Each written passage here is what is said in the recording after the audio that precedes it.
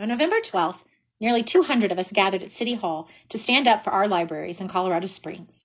The Pikes Peak Library District blindsided the public by voting to shut down Rockrimmon Library in October of this year, citing budget concerns. This is just the first library of many facing closure. This video captures powerful messages shared with City Council as we ask for their help to keep our library open. Hear why Rockrimmon Library means so much to us and why we are asking for their help. I'm the principal at Trailblazer Elementary School. I'm here to argue support for keeping Rockrimmon Library open. I wonder if we've considered what kind of message do we send to our kids if we're closing libraries and closing down centers of literacy. There are a lot of ways that we can find a path to say that we can't do anything. What I've asked my colleagues up here to do is find a path to say we can do something. If we want to find a way to help, and to find a solution, kind of as the principal was talking about, find a compromise position, we can do that. But we have to want to do it, and we have to care enough to do it. I want to ask this City Council to please exercise your oversight power of the Pikes Peak Library District Board of Trustees and have them reconsider their decision to close the Rockrimmon Library. I know this council hasn't used that oversight power in this way before, but the Library District Board has never closed libraries before. That is an unprecedented action, and it requires an unprecedented reaction. Why does the board think that closing a branch with such a small maintenance footprint and total operating budget will generate the savings they say they need? We're not even covering 20% of what they say they need. If everything they say they need is 100% correct, closing this library doesn't do the job, but it deprives our community. Every single person that I have talked to has been undone by this decision. Everyone has stories about how this library has impacted them. We have an epidemic of loneliness in our country and in our city, and it is mind-blowing to me that we would extinguish a place where people can gather when that is at epidemic proportions. The Surgeon General equated loneliness to smoking 15 cigarettes a day in terms of its physical health, right? Heart disease, dementia. At its core, Rockrimmon Library is the definition of connection for the people in our community. We're calling and asking you for assistance and forcing another conversation around these large disparities that we're seeing in their own master plan. They had stated inside the master plan very good facility condition index scores within the deferred maintenance estimates of this total 20 million figure that we continue to hear and see about. Rockrimmon branch was effectively less than 1% of that. We filled up the chambers today, and we have 75 at least outside right now. The Board of Trustees is almost an independent organization. We understand that you and your commissioners have appointed them and can remove them. The Board of Trustees is not accountable to us. We don't vote for them. Only you have this power to oversee them at times like this. I am actually one of the youngest people in my neighborhood. The median age in Rockrimmon is 14 years higher than anywhere else in Colorado Springs. I'm speaking on behalf of my neighbors who couldn't come here, who couldn't email you because they don't understand how. They care, and they care deeply. And shame on any of us in here who are not going to take our elderly into consideration. I'm a registered certified nursing assistant. I'm also a mother to 4 children, 2 of whom are on the autism spectrum disorder. Though it's taken years of practice, we've taught my sons, Jack and Trevor, to stay on the sidewalk, look both ways for cars, identify the crosswalk. Having these community spots has really enriched my sons' lives. The patient and kind staff at Rockrimmon Library have supported my boys for a Pause for Reading, teen cooking class. And because of that, Jack and Trevor's world has been made bigger and richer. Now with the planned closure, my boys are looking at a 45-minute walk to the closest public bus stop. And that's just to reach the bus stop, not the library. The bus ride could then take another 40 minutes to reach Library 21. How can these vulnerable individuals who can't drive due to health, disability, or age access their closest public library? I've been teaching yoga in library for many years. It wasn't only exercising, it was supporting each other, encouraging each other. We laugh and cry together. Most people that come to my classes, elderly people, and they live on restricted income.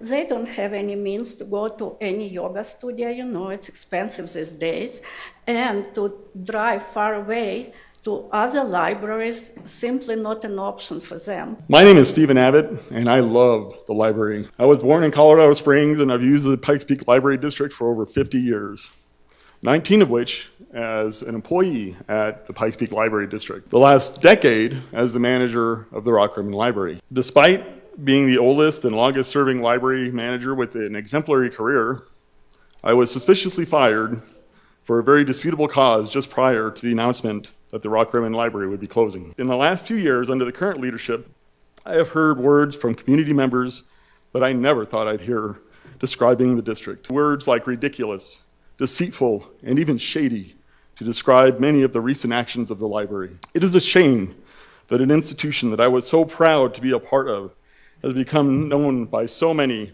as a poor place to work with seemingly little concern for its patrons. The library is especially important for the students who are less privileged than I was.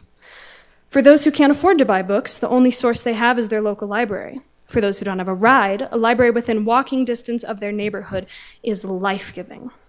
For those who cannot access the internet or computers, the only time they can do research for a school or personal project is while at their neighborhood library.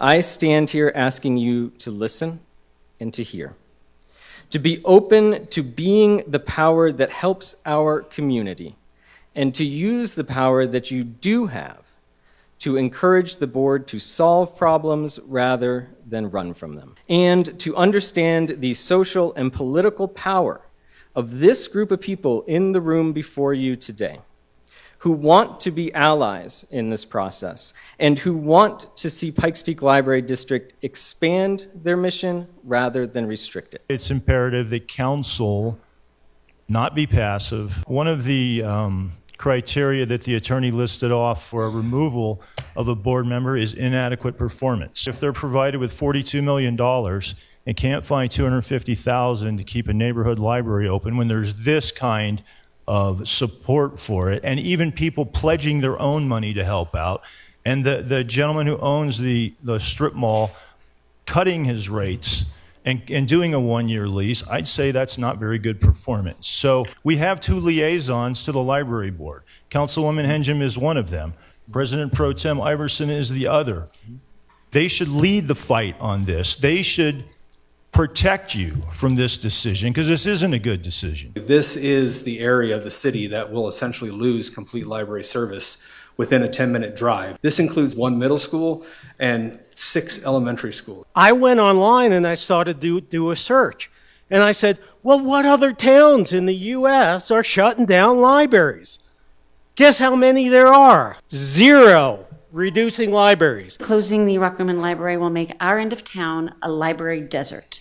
For those individuals living in the Peregrine and Rockrimmon neighborhoods, the closest libraries will be either Library 21C or East Library, both of which are already crowded in the kids section on many afternoons. I know this because I volunteer at 21C every Wednesday afternoon. It is a crowded library. If we let this one close, who's next? Ruth Holly in a low-income neighborhood, Colorado Springs, District 5, or maybe Cheyenne Mountain, District 3. They're taking the easy way out, and their board of trustees is not earning our trust. District 5 and District 3 will be asking what you did to prevent their libraries from closing. Stopping this closure could set a precedent and show that citizens will not sit quietly while libraries close. We are asking the board to give us this year to come up with the better solution than closing it without a new library to service our area. You, as our representatives, can help influence their decision to reconsider by pledging to fund our library as a community center. We're not asking for the full cost. We've been raising pledges on our own. Last I heard, it was near $30,000 and rising in just 2 weeks. Other community centers in this city get twice as much or more. We are asking council to pledge $200,000 to keep this library open for 1 year. With that and the pledges we've raised, we already can cover the lease of the space. We can continue to raise more pledges to pay the utility cost. We believe that with this money, we can convince the PPLD Board of Trustees to reconsider. If Rockrimmon was not sustainable, why was it greatly expanded at least 2 times in recent years? What has changed in recent years? We had a former employee over there hint to the same thing. What has happened in the last few years? Do you have confidence and your appointees right now. The issue of high rent is ludicrous. The rent for Rockrimmon for 1 year is approximately 0.5% of the total budget. How can you tell me that's not justifiable? Even if they close the library, they're going to incur expenses. It's going to cost money to move books. Where are those books going to move to? Are they going to move to the other library, 21C? Well, apparently the top floor of that library, according to the district's own facility study, cannot take the weight of books. There's a rumor going around that it will take $3 million to retrofit that building. They talk about trying to serve the east side better. I've got no problems. We should have good libraries everywhere. But if that's really the issue, why was 21C not placed further east? It's actually west of the East Library. So by very definition, it doesn't make sense. What is the cost of the security fence proposed for Penrose? And how much is that compared to the rent for Rockrimmon Library? How much are the cost of fees and services directed towards the homeless, which is really not a library issue? Are you, this body, comfortable with closing libraries and, more importantly, the process that was involved? I'm here to talk about what Rockrimmon Library means to me. I love reading, and our library is one of my family's favorite places to find good books. We check out lots of books every week. When the weather's nice, my mom and I like to ride our bikes up there to pick books and stop for ice cream on our way home. But Rockrimmon Library means a lot more to us than just the books. It's an important part of our community. It's a place where parents in the neighborhood can come together for toddler time, like my mom and dad brought us to when we were little. It's a shared space that our community uses for all sorts of activities, like a meeting place for my little sister's Girl Scout troop. Communities should be able to speak up about decisions about places like this that we all share, but nobody asked us. Nobody asked us for ideas to help keep our library open. Nobody asked us what we'd be willing to contribute to help find a solution. Nobody listened to how much Rockrimmon Library means to us. It's just been taken away from us without asking, and I think that's just wrong.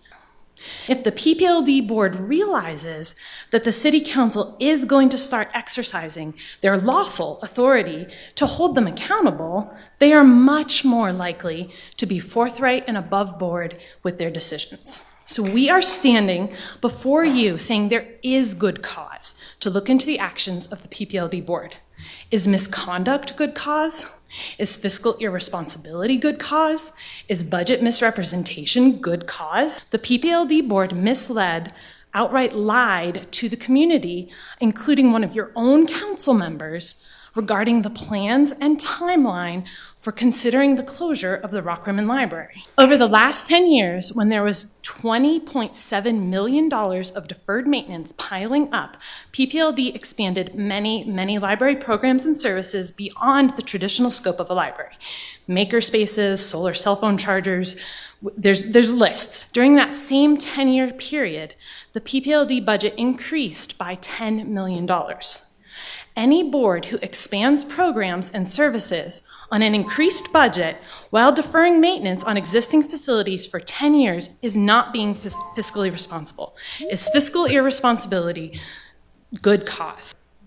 I feel like we're going to have engaged meetings, aren't we? We're going to have PPLD board members, county council, where some of us spoke this morning. They also listened quite carefully. And we have the mayor's chief of staff here. I feel like you're going to communicate, which is your skill, with the public, and let our city and our county know that the closing of libraries is not going to be your legacy. The Pikes Peak Library Board of Trustees have been trusted to manage our libraries. And the lowest rung, the lowest level of competency for that is keeping what's there open. And they have lost our trust. They are not trustees for the library. And I know that some of the people that were appointed to that library district have also been going against books in our school district. District 20 now, you have to opt in your child to be able to use their library in their own school. There are people on that board that are on that board for the sole reason of limiting our access to information. And that's wrong, that those are the people that are representing us on the trustee board for the library.